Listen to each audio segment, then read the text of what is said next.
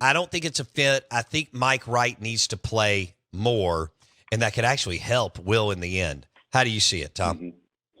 You know, it's kind of like Auburn with Peyton Thorne and Robbie Ashford, right? It just gives you an extra wrinkle, an extra dimension, gives you something to have to account for, makes you more difficult to defend.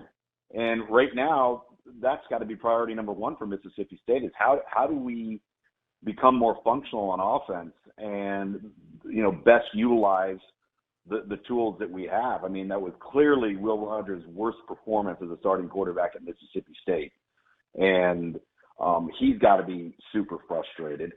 And they don't seem to be adapting well to the new approach.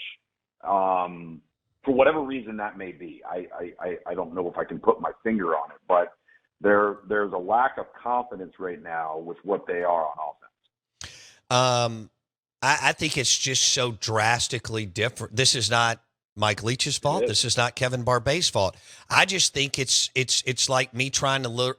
This is what I said yesterday, Tom. I know the English language somewhat, but it's like asking me to be fluent in Chinese in 48 hours. It's just not realistic, right. Luke's. Right, yeah. I mean, there is an adaptation and an adjustment period. You know, you hope to work through a lot of those things through spring, through the summer, through fall camp. And you'd think that you'd be maybe a little further along right now than you are. But that's not the case. And they're having to work through some first-year issues right now. And, you know, that was frustrating, of course. But, you know, it was every bit as frustrating defensively for them to watch LSU just go up and down the field at will. I mean, that LSU team looks like they're about to start on a run that is identical to what they did a year ago after they lost to Florida State in the opener. They do. And I want to get to that in a second. Tom Luginbill on the Out of Bounds show. Here's the deal. When most college offensive lines are not good, even this year, Alabama's is not, which we'll talk about in a few minutes with Ole Miss.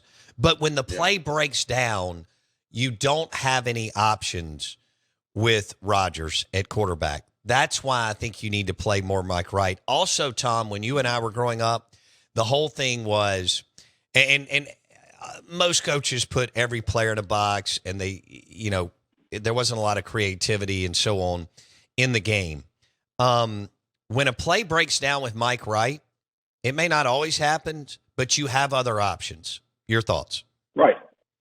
Well, yeah, I think, you know, anytime somebody can get you out of trouble with their legs, with their feet, that can extend plays, that can take what looks like would be maybe a 7-yard loss if you're playing with your traditional player from within the pocket, and all of a sudden it's a 2-yard gain, right? That is what has changed really in the last 15 years. It's changed the game of college football because you spread the field horizontally and you put an athlete at quarterback, and how are you supposed to cover all areas of the field?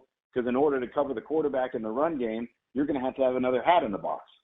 So it strains you so significantly that to me, like, I don't know why you wouldn't want to have that type of – I mean, look at Jackson Dart at Ole Miss. Yeah.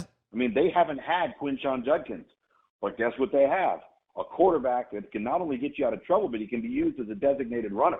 If Alabama coached their offense the way that Ole Miss is coaching their offense, you'd be seeing a different Jalen Milroe right now.